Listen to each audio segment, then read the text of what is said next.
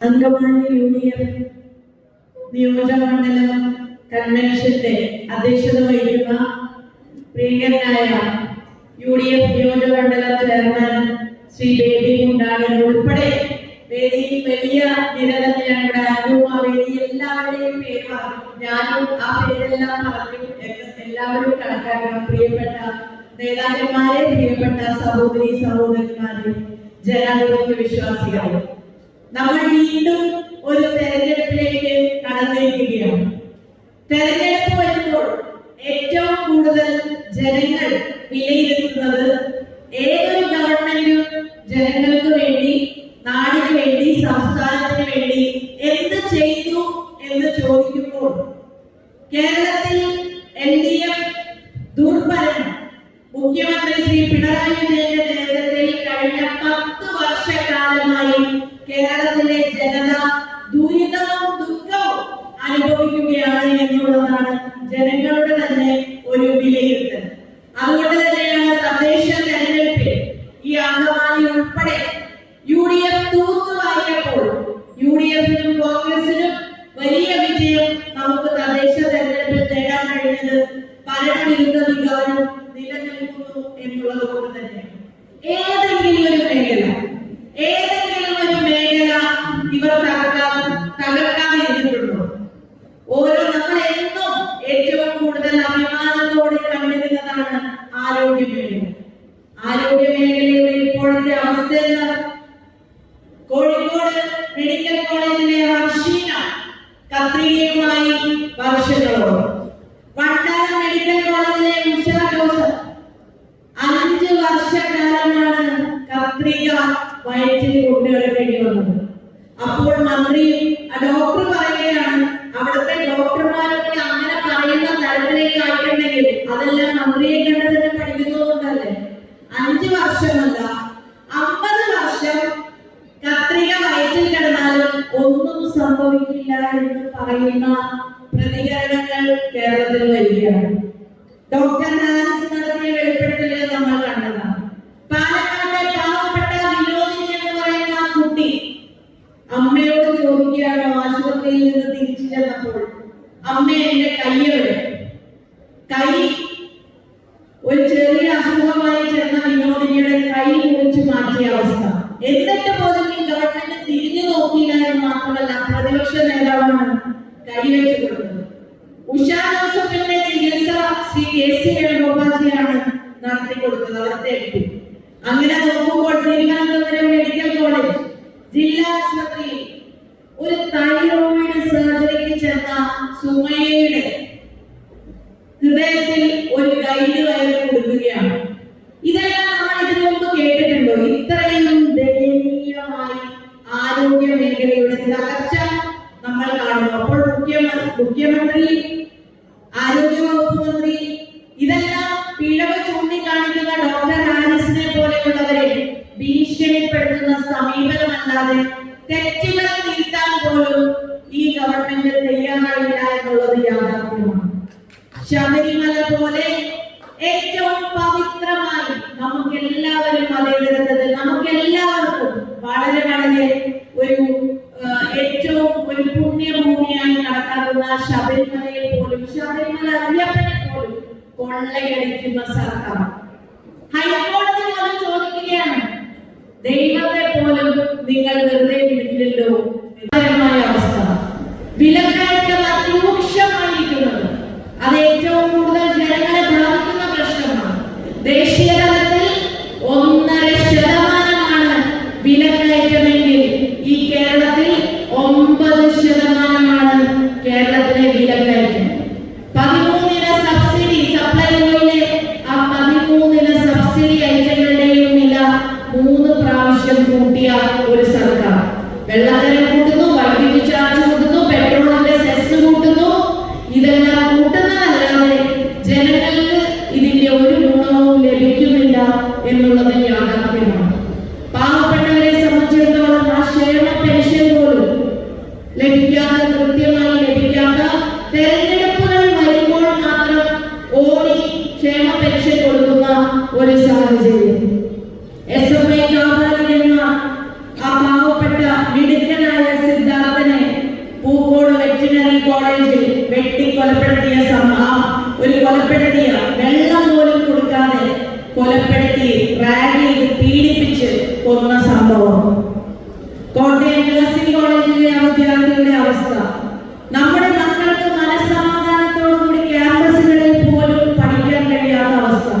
ലഹരിയുടെ കേന്ദ്രം. നമ്മളൊക്കെ ഏറ്റവും കൂടുതൽ സംസാരിച്ചത് അതിനെതിരെയാണ്. പക്ഷെ ഈ ഗവൺമെന്റിന്റെ കാലഘട്ടത്തിൽ മുക്കിലും മൂലയിലും ലഹരിയുടെ കേന്ദ്രം.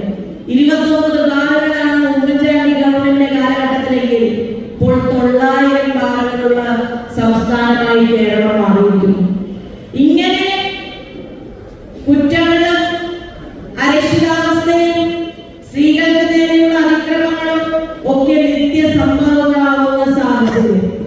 ഇതെല്ലാം നിലനിൽക്കുമ്പോൾ കേന്ദ്ര ഗവൺമെന്റിന്റെ പ്രവർത്തനങ്ങൾ നമ്മളൊന്ന് വിലയിരുത്താൻ ശ്രമിച്ചാൽ അവിടെ പോലും നമുക്കൊരു പ്രതീക്ഷയോ പ്രത്യാശയോ ഇല്ല.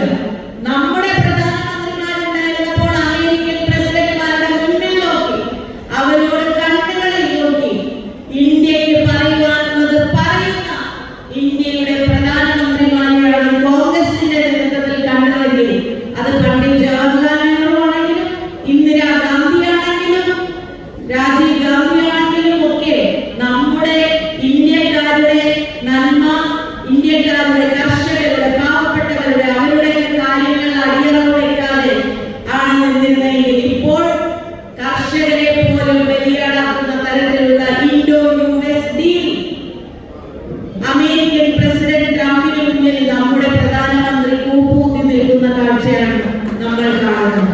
ഇതിനൊക്കെതിരെ ശക്തമായ പ്രതിഷേധങ്ങൾ ഉയരുമെന്നുള്ളത് ഉറപ്പുള്ളത് കൊണ്ടാണ് ഇപ്പോൾ BJPയും CPM എങ്ങനെയെങ്കിലും BJPയുടെ ഉദ്ദേശം എന്താ? കോൺഗ്രസ് മുക്ത് ഭാരത്. CPMന്റെ ലക്ഷ്യം എന്താ? എങ്ങനെയെങ്കിലും കോൺഗ്രസ് വരണം. ഇപ്പോൾ അവർ രണ്ടുപേരും കൂടിയുള്ള ഡീലിന്റെ പല സാഹചര്യങ്ങളും സ്ഥാനാർത്ഥി പട്ടിക നോക്കുമ്പോൾ പോലും നമുക്ക് വ്യക്തമാവുകയാണ്. പാർലമെന്റിൽ ജോൺ ബ്രിട്ടാസിനോട് അവിടെ മന്ത്രി പോലും പറഞ്ഞു PMC പദ്ധതി John Brittas acted as A bridge, ഒരു പാലമായി നിന്നു.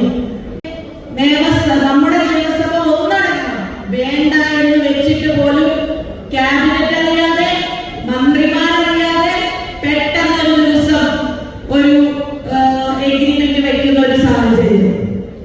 നാണം കെട്ട് തലകുറിച്ച് മുഖ്യമന്ത്രിക്ക് വന്ന് പറയേണ്ടി വന്നു PMC നിന്നും പിന്മാറിയത്.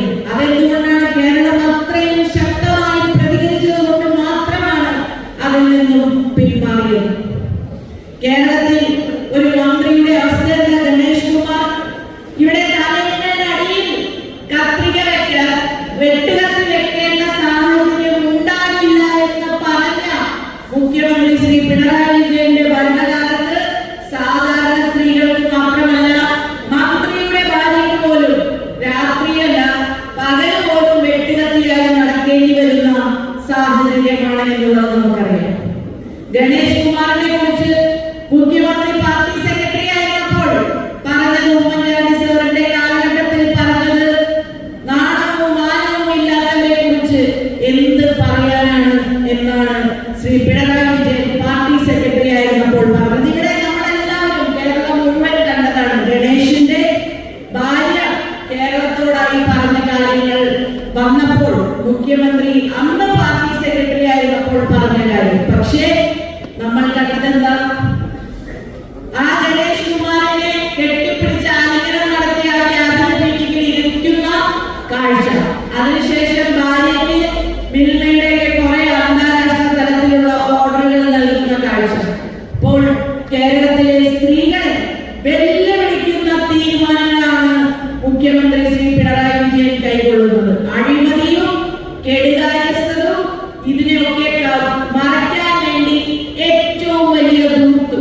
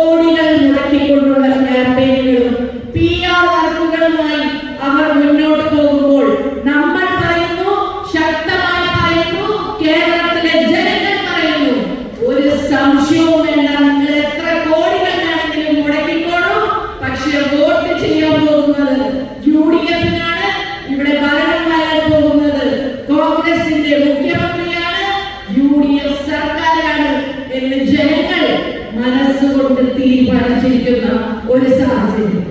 പ്രിയപ്പെട്ട സഹപ്രവർത്തകരെ, നമ്മൾ വീടുകളിലേക്ക് ചെല്ലുമ്പോൾ തീർച്ചയായും അങ്കമാലിയിൽ നമ്മുടെ പ്രിയങ്കരനായ സ്ഥാനാർത്ഥി ശ്രീ റോജി എം ജോണിന് വലിയ സ്വീകാര്യത തന്നെയാണ്. ഈ അങ്കമാലിയിൽ വികസനത്തിന്റെ കാര്യത്തിലും ക്ഷേമത്തിന്റെ കാര്യത്തിലും എന്തിന് ഇവിടുത്തെ ഓരോ ജനങ്ങളുടെയും ആവശ്യങ്ങളിലും പ്രശ്നങ്ങളിലും ഞാൻ ആലോചിക്കുകയായിരുന്നു. ആ ഛത്തീസ്ഗഡിൽ ഇവിടത്തെ പ്രീതി മേരി സിസ്റ്റർ ഛത്തീസ്ഗഡിൽ സേവനം നടത്തുന്നതിനിടെ അവിടത്തെ BJP ഗവൺമെന്റ് അറസ്റ്റ് ചെയ്തപ്പോൾ നമ്മുടെ MLA ആയ ശ്രീ റോജി എം ജോൺ അവിടെ ആ സഹോദരനോടൊപ്പം ഒരു കുടുംബാംഗത്തെ പോലെ ആ പ്രീതി മേരി ജയിലിൽ പോയ നിമിഷം മുതൽ റൈപൂരിൽ പോയി അവിടെ നിന്നുകൊണ്ട് ആ സിസ്റ്റർമാർക്ക് വേണ്ട എല്ലാ കാര്യങ്ങളും, അവർക്ക് ജാമ്യം കിട്ടുന്നതിന് വേണ്ടിയുള്ള എല്ലാ കാര്യങ്ങളും, നിങ്ങളുടെയൊക്കെ പല പഞ്ചായത്തുകളിലും ഏറ്റിരുന്ന പരിപാടികൾ പോലും വേണ്ട എന്ന് വെച്ച് ക്യാൻസൽ ചെയ്ത് റോജി എം ജോൺ ആ കുടുംബത്തിന്റെ ഒരാളായി ആ റൈപൂരിലെത്തി. ഞാനവിടെ റൈപൂരിൽ ചെന്നപ്പോൾ ഞാൻ കണ്ടതാണ്. അത്രയും ദിവസങ്ങൾ റോജി എം ജോൺ അവിടെ നിന്നു. ഞങ്ങളൊക്കെ അവസാനമാണ് ചെന്നത്. ആ സിസ്റ്ററിന് ജാമ്യം കിട്ടി പുറത്തേക്ക് വരുമ്പോൾ ഞാനവിടെ ഉണ്ടായിരുന്നു. അപ്പോൾ റോജി എം ജോണിനോടുള്ള, റോജി എന്ന MLA-യോടുള്ള ആ സിസ്റ്റർമാരുടെയൊക്കെ ഒരു സ്നേഹം, ആ ഒരു കുടുംബാംഗത്തെ പോലെ റോജി അവിടെ ഉണ്ടായിരുന്നതൊക്കെ ഏറ്റവും കണ്ണു നിറഞ്ഞാണ് ആ സിസ്റ്റർമാർ പുറത്തേക്ക് വന്നത്. അപ്പോൾ അങ്ങനെ ഈ അങ്കമാലിയുടെ മുക്കിലും മൂലയിലും ഓരോ ജനങ്ങളുടെയും ആവശ്യങ്ങൾക്കൊക്കെ നിൽക്കുന്ന റോജി എം ജോണിനോട്, ആ റോജി എം ജോണിന് വേണ്ടി നമുക്ക് അഭിമാനത്തോടുകൂടി ഓരോ വീടുകളിലും പോയി വോട്ട് ചോദിക്കാൻ സാധിക്കും. നമ്മൾ പിണറായി വിജയനെ കുറ്റം പറയുന്നത് മാത്രമല്ല ചെയ്യുന്നത്, നരേന്ദ്രമോദിയുടെ തെറ്റായ നയങ്ങളെ വിലച്ചൂട്ടുക മാത്രമല്ല ചെയ്യുന്നത്. നമ്മൾ കേരളത്തിൽ അധികാരത്തിൽ വന്നു കഴിയുമ്പോൾ ജനങ്ങൾക്ക് വേണ്ടി എന്താണ് നൽകുന്നത് എന്നുകൂടി നമ്മുടെ പ്രിയങ്കരനായ നേതാവ് ശ്രീ രാഹുൽ ഗാന്ധി കഴിഞ്ഞ തവണ തിരുവനന്തപുരത്ത് പ്രഖ്യാപിക്കുകയുണ്ടായി 5 ഗ്യാരണ്ടികളെ കുറിച്ച്. ചെറിയ കാര്യങ്ങളല്ല, എന്റെ മുന്നിൽ സഹോദരിമാരിക്കുകയാണ്. KSRTC ബസ്സിൽ സ്ത്രീകൾക്ക് സൗജന്യ യാത്ര എന്ന് പറയുന്നത് നിങ്ങളൊന്ന് ചിന്തിച്ചു നോക്കും. അത് സ്ത്രീകൾക്ക് മാത്രമുള്ള കാര്യമല്ല. എനിക്ക് എല്ലാ ചേട്ടന്മാർക്കും സന്തോഷിക്കാം. ഇനി ഭാര്യമാരും മക്കളൊന്നും വന്ന്, പെൺമക്കളൊന്നും വന്ന് അച്ഛാ അപ്പ ചേട്ടാ എനിക്കൊന്ന് അവിടെ പോകണം, കുറച്ച് പൈസ വേണമെന്ന് ചോദിക്കേണ്ടി വരില്ല. നിങ്ങൾക്കാർക്കും ചോദിക്കേണ്ടി വരില്ല. കാരണം വരുമ്പോൾ ഏറ്റവും ആദ്യം നടപ്പിലാക്കാൻ പോകുന്നത് ഇന്ദിരാ ഗ്യാരണ്ടിയായ KSRTC ബസ്സിൽ സ്ത്രീകൾക്ക് സൗജന്യ യാത്ര എന്നുള്ളത് തന്നെയാണ്. അതൊരു റെവല്യൂഷണറി സ്റ്റെപ്പാണ്. ജോയിച്ചല്ല, നമ്മൾ വെറുതെ പറയുന്നില്ല. കർണാടകയിലും തെലങ്കാനയിലും നമ്മൾ നടപ്പിലാക്കി കാണിച്ച പദ്ധതിയാണ്. ഇപ്പോൾ അവർ പറയുന്നത് KSRTC നഷ്ടത്തിലാക്കാൻ വേണ്ടിയാണ്.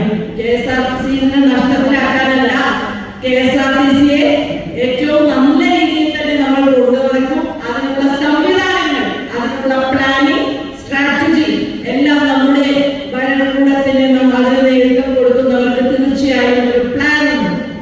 രണ്ടാമത്തെ ഗ്യാരണ്ടി നമ്മുടെ പെൺമക്കൾക്ക്, കോളേജിൽ പഠിക്കുന്ന പെൺകുട്ടികൾക്ക് പ്രതിമാസം 1000 രൂപ നൽകുമെന്നുള്ളത്.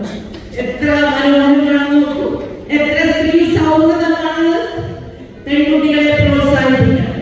പിന്നെ യുവാക്കൾക്കായി 5 ലക്ഷം വരെ സൗജന്യ ലോൺ.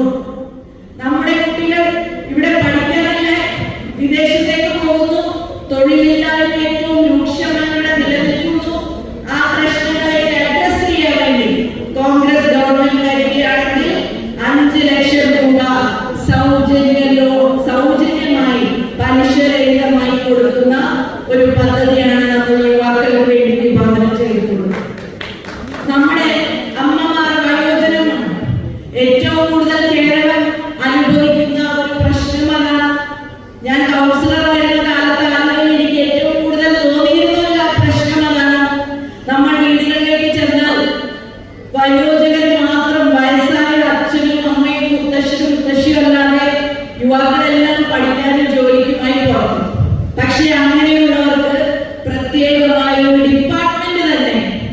കോൺഗ്രസ് ഗവൺമെന്റ് വന്നാൽ ഉണ്ടാകും എന്ന് പറയുന്നത് വയോജനങ്ങൾക്ക് എത്ര അവരുടെ ജീവിതം അവരൊക്കെ ഡിപ്രഷൻ അനുഭവിക്കുന്ന ഒരു സ്ഥിതിയാണെങ്കിൽ അവരെയും ചേർത്ത് നിർത്തുന്ന കൈപിടിച്ച് ആ ജീവിതത്തിലേക്ക് കൊണ്ടുവരുന്ന ഒരു ഡിപ്പാർട്ട്മെന്റ് തന്നെ നമുക്കുണ്ടാകും എന്നുള്ളതാണ് മറ്റൊരു നമ്മുടെ ഗ്യാരണ്ടി. ഏറ്റവും സുപ്രധാനമായ ഗ്യാരണ്ടി എന്ന് പറയുന്നത് നമ്മുടെ പ്രിയങ്കരനായ നേതാവ് ഉമ്മൻചാണ്ടി സാറിന്റെ നാമധേയത്തിലുള്ള 25 ലക്ഷം രൂപയുടെ ഇൻഷുറൻസ് പദ്ധതിയാണ് ഓരോ കുടുംബത്തിനും. ഈ നമ്മുടെ ഒരു മെഡിക്കൽ നമുക്കറിയാം എത്രയാണ് ആശുപത്രിയുടെ ബില്ല് വരുന്നത്. ഒരു ഓപ്പറേഷൻ കഴിഞ്ഞാൽ വരുന്നത് ഉമ്മൻചാണ്ടി സാറിന്റെ കാലഘട്ടത്തിൽ കാരുണ്യ ബെനവലന്റ് ഫണ്ട് ഉണ്ടായിരുന്നു, കോക്ലിയർ ഇംപ്ലാന്റേഷൻ ഉണ്ടായിരുന്നു. അങ്ങനെ ഒരുപാട് ക്ഷേമ പ്രവർത്തനങ്ങളെല്ലാം ഇവർ നിർത്തി. പക്ഷെ നമ്മൾ പറയുന്നു കോൺഗ്രസ് ഗവൺമെന്റ് വരുമ്പോൾ 25 ലക്ഷം രൂപയുടെ കുടുംബ ഇൻഷുറൻസ് പദ്ധതി നടപ്പിലാക്കും എന്ന് പറയുന്നത് കോൺഗ്രസ് ഗവൺമെന്റാണ്, കോൺഗ്രസ് പാർട്ടിയാണ്. കർണാടകയിലും തെലങ്കാനയിലും ഒക്കെ പറഞ്ഞ എല്ലാ കാര്യങ്ങളും നടപ്പിലാക്കിയ ഇന്ദിരാ ഗ്യാരണ്ടികൾ ഇനി കേരളത്തിലും സാധ്യമാകാൻ പോവുകയാണ്. നമ്മുടെ ആദരണീയായ നമ്മൾ പ്രതീക്ഷയോടെ കാത്തിരുന്ന AICCയുടെ കേരളത്തിന്റെ ചുമതല വഹിക്കുന്ന ജനറൽ സെക്രട്ടറി, കേരളത്തിലെ പോലെ കോൺഗ്രസിന് കേരളത്തിലെ ഒരു കോൺഗ്രസ്സുകാരനെ പോലെയും ഈ കേരളത്തിൽ നിന്നുകൊണ്ട് നമ്മുടെ തെരഞ്ഞെടുപ്പ് പ്രവർത്തനങ്ങൾക്ക് ഒരു UDF ഗവൺമെന്റ് വരുന്നതിന് വേണ്ടിയുള്ള ഇവിടെ എത്തിച്ചേർന്നിരിക്കുന്ന നമ്മുടെ ഉദ്ഘാടക നിങ്ങൾ ഓരോരുത്തരുടെയും പേര് ഞാൻ സ്വാഗതം ചെയ്യുന്നു. ഇനി നമ്മൾ കേൾക്കേണ്ടത് ദീപദാസിയുടെ വാക്കാണ്. ആ വാക്കുകൾക്കായി നമുക്ക് കേൾക്കാം. Madam, I cordially invite you to this Angamali UDF convention. The baby gentleman told me in my ears that I should not just say in Malayalam